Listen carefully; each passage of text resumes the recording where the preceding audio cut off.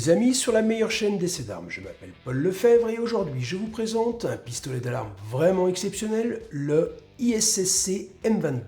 Installez-vous confortablement, prenez un petit café bien serré et suivez-moi pour cette vidéo en mode défense. Avant d'aller plus loin, je tenais à témoigner ma profonde gratitude envers tous les donateurs et aussi ceux qui ont pris une souscription à la chaîne. Un grand merci à eux car ça aide beaucoup la chaîne aussi bien financièrement que moralement. Car je rappelle que le fonctionnement de cette chaîne pour l'instant coûte plus que ce qu'elle rapporte. Alors encore un grand merci à tous les souscripteurs et les donateurs.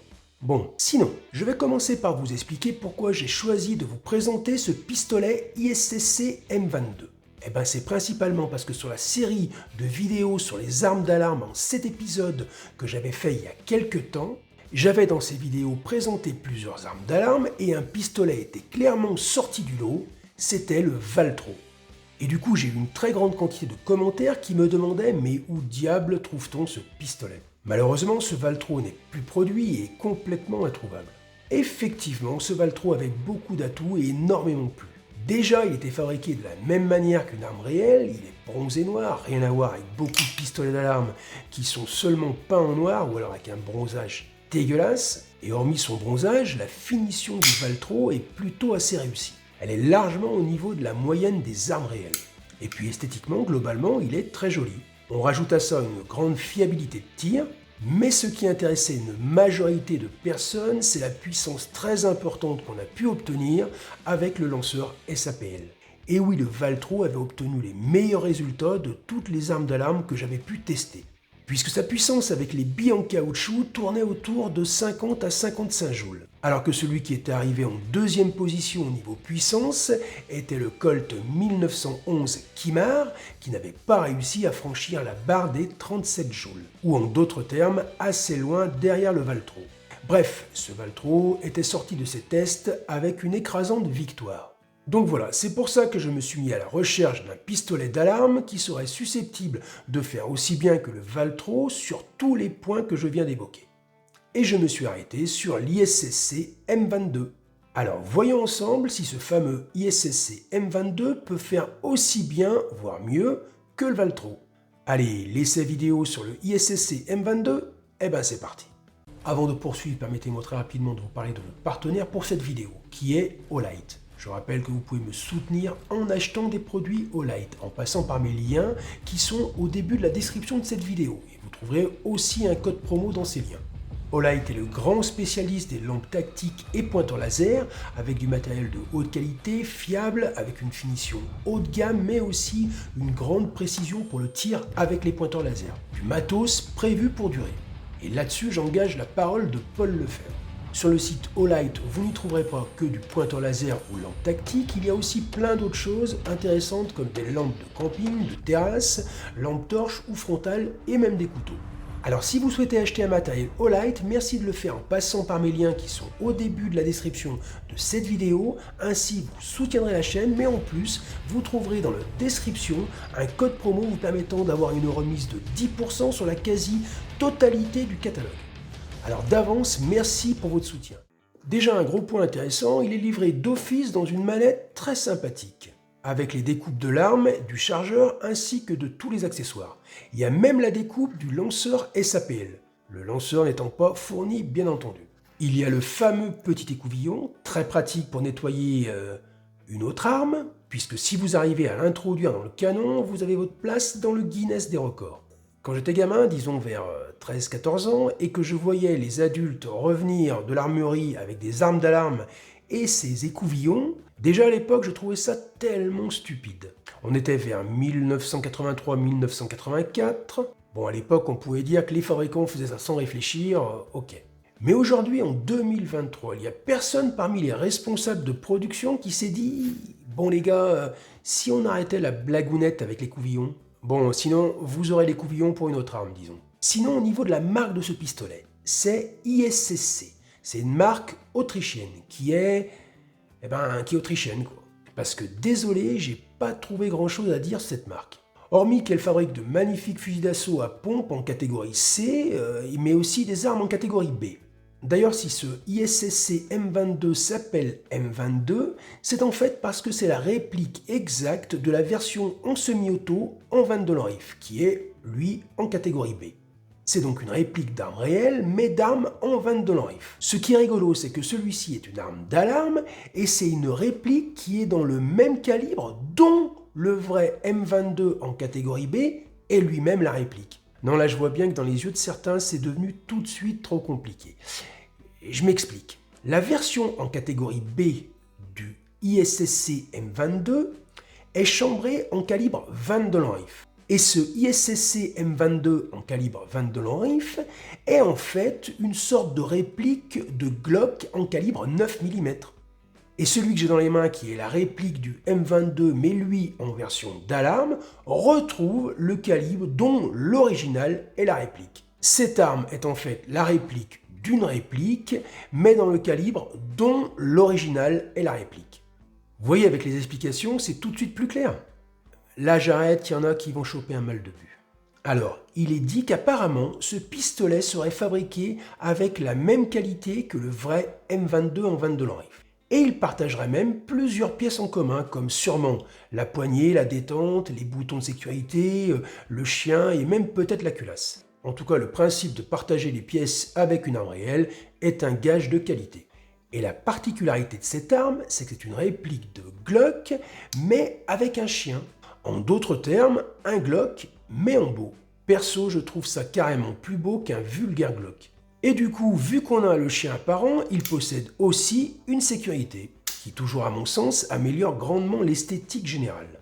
D'ailleurs, au sujet de la sécurité, ils ont fait vraiment très fort, puisqu'il y a une double détente qui est parfaitement fonctionnelle, ce qui signifie qu'on peut presser la détente que si on appuie d'abord sur la première petite détente. De plus, avec le chien apparent, on peut facilement le désarmer et le passer en double action, ce qui est beaucoup plus sécurisant. Et toujours au niveau de la sécurité, ce pistolet a une sacrée particularité. Il a un système de blocage de détente qui est ici intégré à la détente. Il y a une petite clé comme celle-ci avec laquelle on peut bloquer la détente comme un verrou de pontet. Mais par contre, j'ai pas réussi à la faire fonctionner. Peut-être qu'il y a quelque chose que j'ai pas compris ou alors le système est bloqué. J'ai pas voulu insister car pour une arme d'alarme, ce système ne sert absolument à rien. Mais il peut être intéressant sur la version 22 Lanriff car on devrait pouvoir se passer du verrou de pontet avec ce système. Bon, par contre, il y a un point pas terrible, c'est ma première arme d'alarme avec un rail Picatinny et je me suis dit super, je vais pouvoir utiliser la lampe laser Olight pour faire les essais de tir au lanceur. Eh ben, zibé, le rail Picatinny est trop large. J'avais jamais vu ça. Attention, ce que je veux dire, c'est que c'est même pas un problème de rail Glock ou pas. Hein. Non, le rail est trop large d'un bon millimètre. Même en écartant au maximum la fixation, aucune lampe laser n'arrive à passer. C'est très bizarre ce truc, mais bon, c'est comme ça. Il est trop large. Sinon, au niveau poids, on est sur 777 grammes à vide. Ouais, 777, chouette comme chiffre, non? Alors que le Valtro, lui, est à 950 grammes. Après, le poids du ISSC M22 est largement suffisant pour faire sérieux et qualitatif. J'ai pas d'opinion si 777 grammes c'est mieux ou moins bien que 950. Il dispose d'un chargeur de 15 cartouches, j'ai bien entendu testé, il en rentre bien 15 dans le chargeur, ce qui est un atout par rapport au Valtro qui a un chargeur de seulement 11 cartouches. Vous allez me dire 11 cartouches, ça suffit largement. Oui, c'est vrai, mais un chargeur de 15 cartouches, c'est quand même un sérieux atout car il est très fortement déconseillé de laisser un chargeur chargé à bloc pendant une très longue période. Et c'est exactement le cas sur un pistolet d'alarme, qui reste stocké dans un tiroir pendant de nombreuses années. C'est pourquoi, avec l'ISSC M22, vous pouvez mettre autant de cartouches que dans le chargeur du Valtro, donc 11 cartouches, mais en laissant le ressort avec une marge et pas complètement comprimé que si vous mettiez 11 cartouches dans un chargeur de 11 cartouches. Alors du coup, vous augmentez les chances qu'il puisse fonctionner correctement le moment venu. Sa longueur est de 180 mm, ce qui est précisément la longueur du Valtro au millimètre près. Par contre, avec une longueur complètement identique à celle du Valtro, l'ISSC possède un canon de 17 mm plus long, car son canon fait 112 mm, alors que celui du Valtro fait seulement 95 mm. Ce qui serait normalement un atout pour une vraie arme est ici un inconvénient car ce sont des armes d'alarme. Et je rappelle que sur une arme d'alarme, plus le canon est court et plus la puissance du projectile lancé par le lanceur SAPL est importante. Alors attention, ce sujet demande des précisions. J'ai eu plusieurs commentaires dans mes précédentes vidéos qui me disaient Polt est le dernier des abrutis puisque tout le monde sait que plus le canon est long, plus la puissance est importante. Alors oui, c'est complètement exact. Pas que je sois le dernier des abrutis, enfin quoique. Oui, la puissance d'un projectile est proportionnelle à la longueur du canon. Mais ici, on est sur un principe totalement différent. Ce n'est pas le principe de la longueur du canon qui doit être pris en compte, mais le principe de la distance qui sépare la cartouche du projectile. Et plus le canon est long, plus il y a une distance importante entre la munition et le projectile. Donc, plus il y a de perte d'énergie par rapport à cette distance. C'est pourquoi on voit systématiquement les pistolets d'alarme avec les canons les plus courts sortir les puissances les plus importantes avec les lanceurs. D'ailleurs, c'est toujours les Walther PPK qui sortent des puissances les plus importantes, sachant qu'ils ont des canons minuscules. Mais on ne va pas s'intéresser aux Walther PPK car leur fiabilité est catastrophique, et ceci dans toutes les marques que j'ai pu croiser. Mais ce qui est important à retenir, c'est que plus le canon est court, plus la puissance est importante avec un lanceur SAPL. Maintenant, on va passer aux essais de tir. Évidemment, on va faire principalement des essais de tir avec le lanceur SAPL. Pour ça, on va utiliser le lanceur SAPL de 40 mm de long avec les billes en caoutchouc diamètre 18 mm. C'est exactement le même lanceur que celui que j'avais utilisé pour ma série de vidéos sur les armes d'alarme. À la différence près que c'est pas le même filetage que celui que j'avais déjà. Sur l'ISSC, c'est du M10 par 1. D'ailleurs, autre remarque sur le lanceur, il ne se visse pas jusqu'au bout. Il reste un filet non vissé. Allez, passage au stand pour le tir de précision. On est à 10 mètres avec les billes en caoutchouc.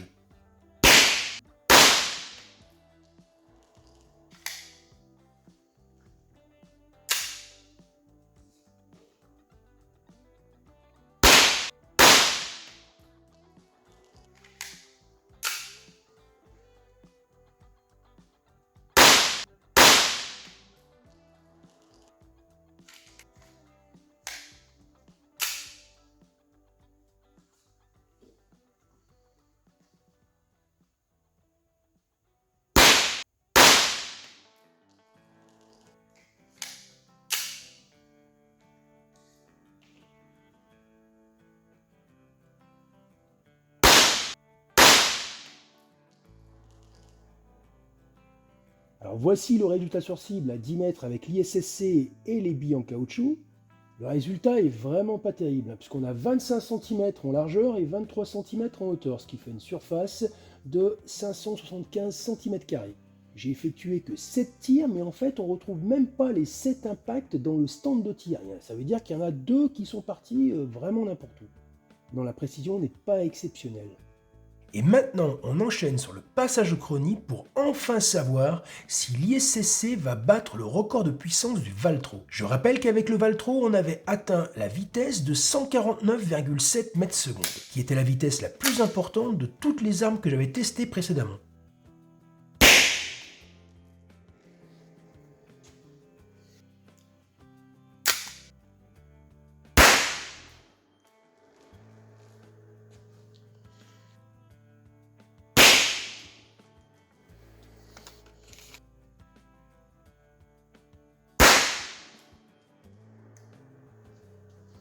Alors, bilan du passage au chrony. Record battu avec l'ISSC, puisque la meilleure performance a été 173,7 mètres par seconde, ce qui fait 72 joules, contre 149,7 mètres secondes et 53,3 joules avec le Valtro.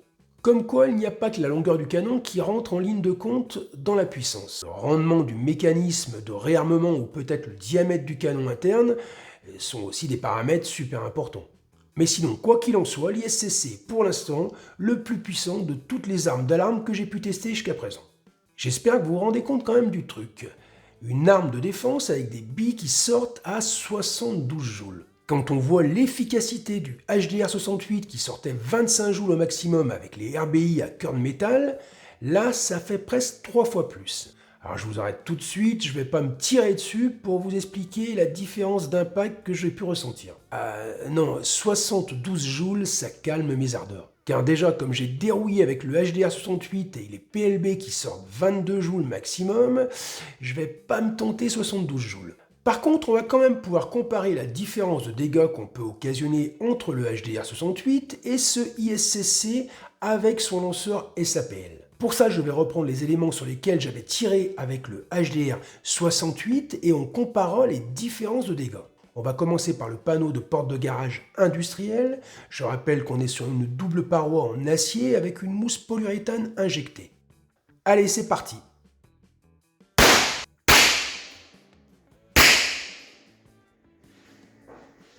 Alors voici ce qu'on a obtenu à 7 mètres sur le panneau de porte de garage avec l'ISCC et le lanceur SAPL avec ses billes en caoutchouc. Les deux profondeurs de défoncement sont à 5,1 mm pour la moins prononcée et 7 mm pour la plus importante. Effectivement, il y a quand même une bonne différence de profondeur d'enfoncement. Mais ça vient, comme on l'a vu au chronie, de l'amplitude assez importante des vitesses de sortie de projectiles. Comparons maintenant ces résultats avec ceux qu'on avait obtenus avec le HDR 68, toujours à 7 mètres. Eh ben c'est assez stupéfiant, car avec les PLB qui sortaient au maximum 22 joules, on a eu un enfoncement nettement supérieur à l'ISCC avec ses 72 joules. Et avec les RBI à cœur d'acier qui sortaient, elles, jusqu'à 25 joules, l'enfoncement est à peu près équivalent à l'ISCC. Par contre, vous remarquerez que les impacts sont beaucoup plus réguliers, aussi bien avec les PLB qu'avec les RBI. Ça correspond à la régularité observée au chronie, qui est beaucoup plus importante avec le HDR 68 qu'avec le ISSC. Sinon, je suis assez déçu par rapport à ces résultats avec l'ISSC. Bon, il faut dire que les balles sont vraiment très molles. Et c'est vrai que plus les balles sont molles et plus elles se déforment à l'impact. Et du coup, moins elles produisent d'enfoncement. La souplesse limite vraiment l'enfoncement de la tôle. D'ailleurs, on voit clairement que les RBI qui ont juste une petite couche en caoutchouc souple autour de la bille, malgré une puissance de 15% supérieure au PLB, ont un défoncement 12% moins important. Mais ceci dit, je ne m'attendais pas du tout à ces résultats avec 72 joules. Bon, maintenant, voyons comment se comporte cet ISCC sur un autre matériau. Sur la planche de meuble en contreplaqué d'une épaisseur de 16 mm. Toujours à 7 mètres et toujours avec le lanceur SAPL et les billes en caoutchouc.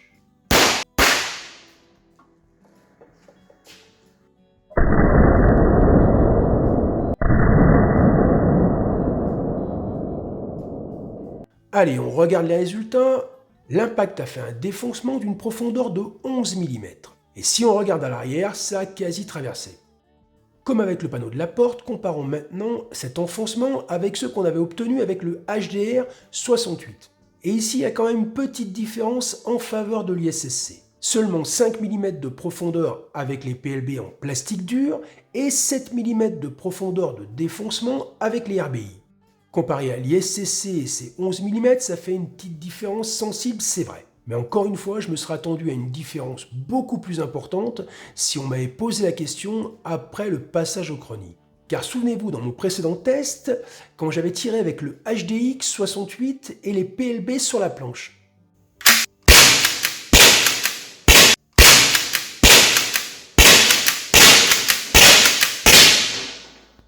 Ça traversait la planche très facilement, avec seulement 38 joules. Mais les PLB sont des billes très dures. Sur l'ISSC, la puissance est là, c'est indiscutable, le chronie ne se trompe pas.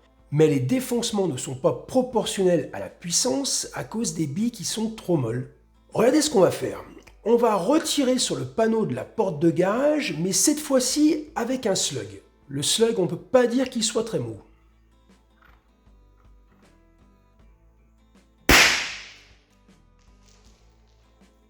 Ben voilà, là on retrouve la fameuse puissance de défoncement qui était tout à l'heure absorbée par la déformation du projectile en caoutchouc. Avec le slug, il n'y a aucune déformation du projectile possible, c'est une bille en acier trompé. Alors on retrouve la totalité de la puissance dans le défoncement de la paroi de la porte, qui est cette fois-ci complètement proportionnelle à la puissance. J'avais mis le chronie en même temps que j'ai tiré sur la porte. Le résultat était 137 mètres secondes, ce qui fait 100 joules. Comme vous le voyez, la première paroi a été traversée facilement. Et si on retourne le panneau, la deuxième paroi est bien enfoncée. 7 mm de déformation quand même. Ça fait quasi la puissance d'une arme réelle en fait. D'ailleurs, comme je l'avais dit dans ma série de vidéos sur les armes d'alarme, le lanceur SAPL avec les slugs, c'est plus une arme de défense. Mais c'est un truc de charcutier traiteur. Je vous déconseille au plus haut point d'utiliser ce matériel pour la défense du domicile. La bille en caoutchouc est déjà largement assez dangereuse. Même avec une bille en caoutchouc, il faut vraiment éviter de viser la tête. Moi sincèrement avec les armes d'alarme, je conseille plutôt de simples cartouches au poivre ou alors un HDR68. Comme ça on sera sur des conséquences un petit peu moins catastrophiques. Là maintenant, on va pouvoir passer à la conclusion. Et si vous voulez vraiment soutenir la chaîne, vous pouvez aussi le faire en devenant souscripteur, en cliquant sur le bouton rejoindre, et ainsi devenir un polo souscripteur, ce qui vous permettra de vraiment soutenir la chaîne et de bénéficier de certains avantages exclusifs. Donc n'hésitez pas, et d'avance, merci. On va commencer par les points négatifs, et ça va être sacrément bref. En fait, j'en ai trouvé qu'un seul, son rail Picatinny bâtard. C'est d'ailleurs dommage car c'est tellement pratique d'avoir une lampe Olight avec un laser pour s'en servir dans le cadre de la défense du domicile. Surtout pour ceux qui veulent utiliser le lanceur. Après ça demande juste un petit coup de lime sur le rail Picatinny et ça passera. Mais c'est vraiment pas terrible, en plus j'avais jamais vu un truc comme ça nulle part. D'ailleurs le modèle 22 Rive doit avoir exactement le même problème et là c'est encore plus gênant car c'est une arme vraiment pour faire du tir le 22 Rive. Après au niveau point négatif, certains diront que les profondeurs de défoncement sur la porte de garage et sur la planche, avec les billes en caoutchouc, sont pas terribles. Mais non, car ici, on n'est pas en train de comparer le HDR68 ou le HDX au ISCC, mais cet ISCC avec les autres pistolets d'alarme. Et comme on l'a vu, ces faibles profondeurs de défoncement viennent de la mollesse des billes en caoutchouc. Et puis même si la profondeur de défoncement n'est pas si importante, les 72 joules sont bel et bien là. D'ailleurs, ça doit vraiment faire le taf, car la dangerosité doit être fortement diminuée par la mollesse de la bille. Et c'est exactement ce qu'on recherche. La puissance d'impact en limitant la létalité. Maintenant les points positifs. La liste va être un petit peu plus longue. La gueule globale du pistolet, je le trouve ultra joli. Ok, c'est une histoire de goût, je veux bien, mais putain, il est stylé quoi. Et puis la finition, ça c'est pas une histoire de goût. J'ai eu en main presque tout ce qui se fait en arme réelle, et ici la finition, la finesse de fabrication, il n'y a vraiment rien à dire. Pas le moindre rapport avec un Colt 1911 Kimar par exemple, qui pourrait pas être confondu avec une arme réelle. Sur l'ISCC, on est au top de ce côté-là. C'est d'ailleurs un vrai plaisir de le manipuler. Un autre point, la fiabilité de tir. Le cyclage est parfait. J'ai fait au moins 70 à 80 tirs, pas l'ombre d'un problème. On sent l'éjection franche et puissante.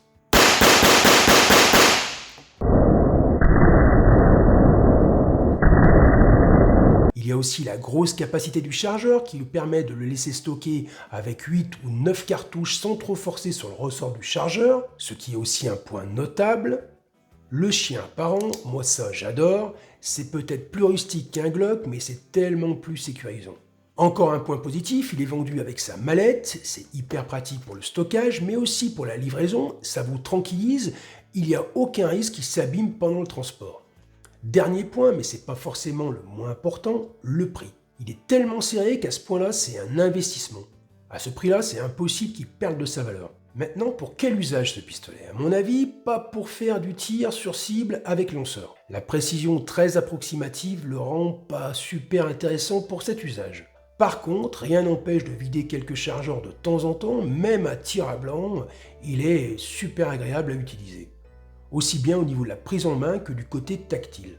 Après, nous sommes des passionnés, c'est toujours un plaisir de collectionner un bel objet comme celui-ci. C'est pour moi l'un des produits les plus intéressants du marché en armes d'alarme en ce moment. Alors merci d'avoir suivi cette vidéo, merci pour vos likes, merci pour vos commentaires. Sur ce, je vous dis à très bientôt pour plein d'autres vidéos. Salut les amis!